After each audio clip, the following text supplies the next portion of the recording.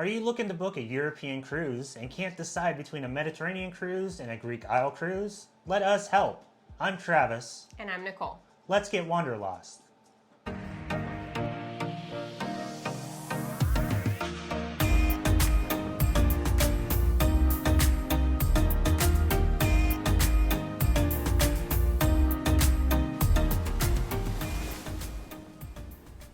So the other day, Nicole and I were discussing some of our future ideas for cruises that we wanted to take, and Nicole presented the question of which one of our European cruises that we've taken was our favorite. So last year we actually did a Western Mediterranean cruise aboard Symphony of the Seas and a Greek Isle cruise aboard Odyssey of the Seas. Both of these cruises would be some of our favorites that we've ever taken. And if you're kind of curious which one you should take, we're going to break it down in this video, the good and the bad, the ports and the ships, and then kind of tell you which one was our favorite at the very end. So we're going to start off with the ships. So if you're doing a Greek Isle cruise, most likely you are going to be taking Odyssey of the Seas, which is Royal Caribbean's newest Quantum Ultra class ship.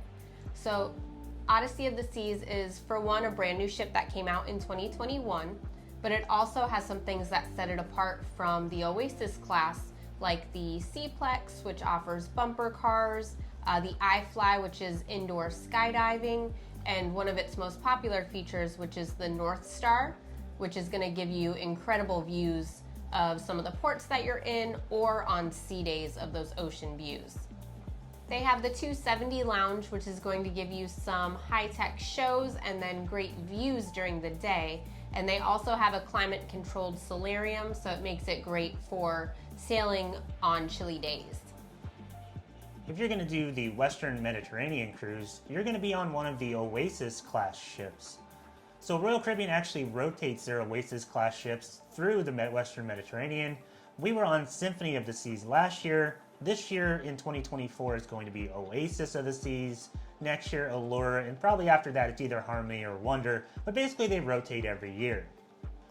The Oasis class ships were the largest cruise ship class in the entire world up until Icon of the Seas came out this year. They offer the neighborhood setup, which has the boardwalk, the Central Park, the promenade, the sports zone at the very top of the ship, basically a lot of different areas of the ship that offer a lot of different attractions. You have the Aqua Theater, which has the Aqua Show, the outdoor spaces of the Central Park area, the Ultimate Abyss slide at the very top, the zip line. There is something for everyone on an Oasis class ship, and it also holds about 6,000 to 7,000 people, so it's quite a bit bigger than Odyssey of the Seas and the Quantum Ultra class ships. Both of these ships are purely Royal Caribbean. They offer a lot of stuff that is on most Royal Caribbean ships. Because this is a Quantum class and an Oasis class ship, they do have the updated suite perks, which is something if you're booking a suite you're gonna want. They also have the very large Royal Theater, so if you want the stage shows like Mamma Mia or Cats or one of those, you're gonna get them, well, something very similar on each one of those ships. They have large casinos, tons of different specialty dining restaurants, tons of complimentary dining options. Basically, you're not going to go wrong with either one of these ships because they do have a lot of what Royal Caribbean touts and is known for.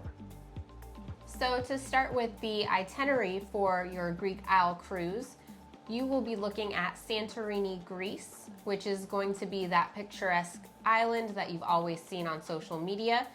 You can also take a trip into the main city of Oia, which is where you're going to see the classic white churches with the blue domes. Santorini also offers black sand beaches and just overall is a beautiful place to visit, and we would highly recommend it. Next stop on your cruise will be Mykonos, Greece. Again, that is going to be the white buildings, narrow cobbled streets, fantastic food. You can also take a ferry over to the ancient city of Delos if you're into history. Up next, it will be Kusadasi, Turkey, which is most known for the ancient city of Ephesus. They also have a ton of markets with shopping right off the port, easy walking distance. Next on your list will be Naples, Italy. Naples, Italy, you can take a trip to Pompeii, which is what we did. And you can also do an excursion in Naples to the Amalfi Coast, which is what we did on our Western Mediterranean cruise. And then also Naples itself has some great food, lots of shopping, just kind of exploring the town. It's right on the water. So overall, a great port no matter which way you go. All right, let's talk about the ports in your Western Mediterranean cruise. If you're taking the Oasis class ship, you're gonna have a pretty much identical itinerary to what we had. So it starts out in Palma de Mallorca, which is in Spain. It's an island. We basically went and walked around the cathedral, the beach area, and then went through a ton of different shops and food options there. It's a very pretty port. There's some excursions you can take over to the Drac Caves and that sort of stuff. Make sure you check out the excursions. You're definitely gonna want one in that port. Then you have Marseille, France. It is a very nice marina area with a city around it. There's some really good museums, but another port you're probably gonna want an excursion to go do some really cool stuff, like go to the national park that's right there, a little bit ways away. And then La Spezia, Italy.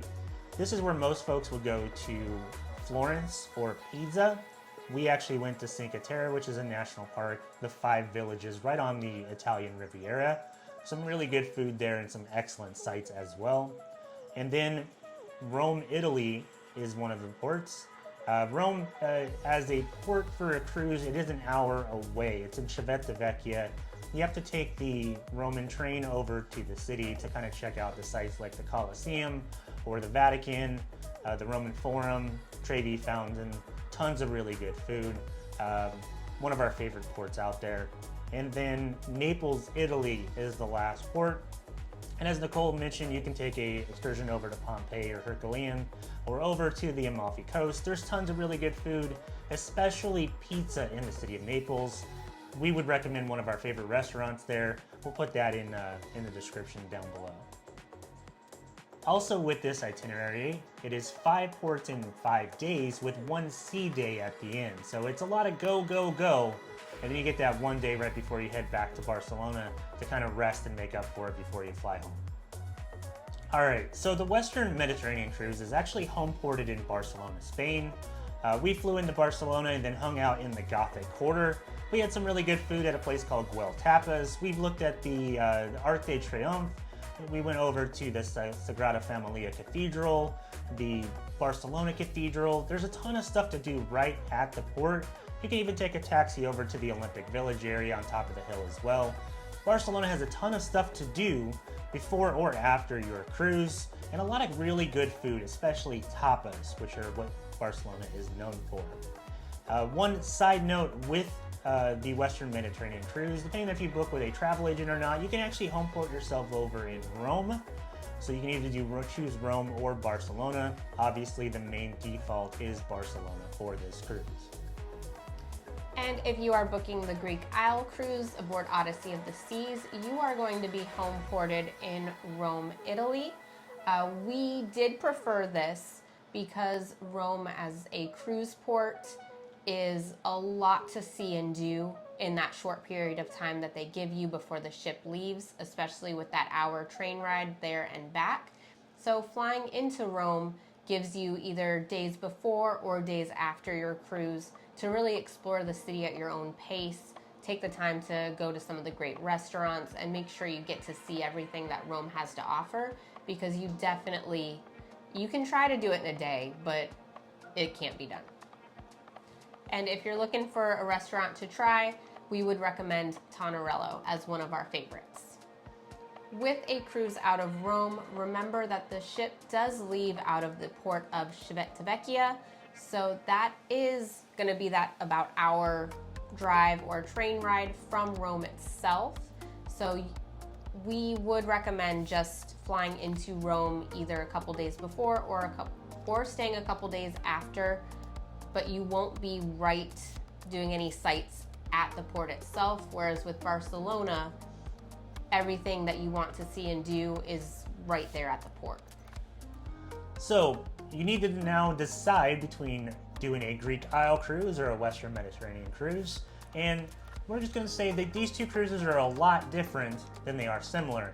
The Western Mediterranean cruise feels very go, go, go. You have 5 ports in 5 days. Not a lot of time to just chill at the pool or hang out. You're in port, you're gonna spend a lot of time in port, and then you're gonna come back to the ship, you're gonna eat dinner, and you're gonna be tired, and you're gonna go to bed. The Greek Isle cruise is a little bit more chill. You have the 2 sea days. Yeah, you spend a lot of time in port, but it's just a little bit more of a relaxation type cruise with some really good places to go. So 2 different cruises, 2 different types of ships, 2 really different types of feels for these cruises, and some really different types of ports. So which one would we choose again? So first off, Nicole, which one was your favorite and which one would you choose again? My favorite would be the Greek Isles cruise. So our favorite port of that trip was, actually we had a lot, but it was Santorini and Mykonos would be the top 2 for me. Santorini and Mykonos are just beautiful places. They had fantastic food, and it was just someplace that it makes you want to go back and it makes you not want to get back on the ship. So one day we will have to plan a trip where we do stay in Greece. For me, I think I kind of gave it away with what shirt I'm wearing. This is obviously Santorini blue. It's a Santorini type shirt.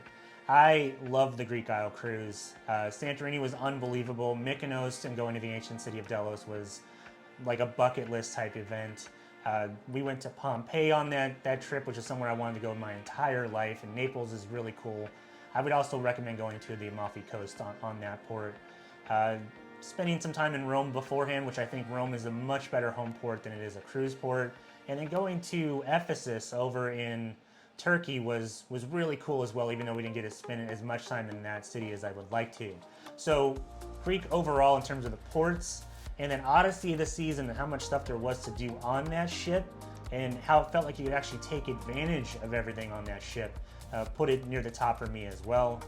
The Western Mediterranean cruise has great ports. I loved going to Cinque Terre over in La Spezia and going back to Rome and then doing the Amalfi Coast excursion, but it felt way too much go, go, go for a relaxing vacation, and you didn't get to do everything you wanted to do on an Oasis class ship. So we would pretty much spend all day in port, come back to the ship, eat dinner, check out a show, go right back to bed. And then you have to get up early and do it all over the next day.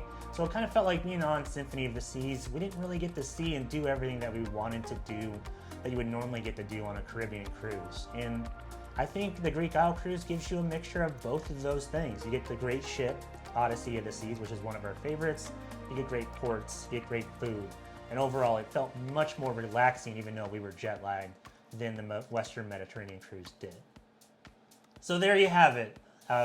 In our opinion, going on the Greek Isle cruise aboard Odyssey of the Seas out of Rome is, if you're between these 2 types of cruises, that would be our choice, and we would do that one again if we had to choose between each one of these. Obviously, there's other types of Greek Isle cruises out there.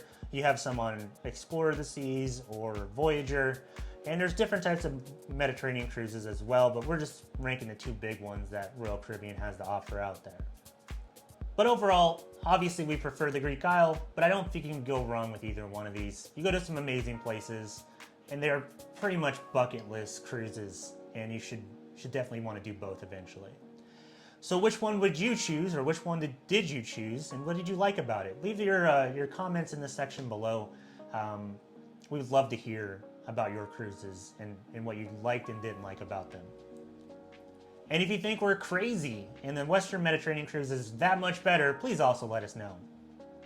Do us a favor, make sure you like this video if you found it useful, and subscribe to the channel. It helps us out more than you realize. And if you need us, we'll be up in the Windjammer. Thanks for watching.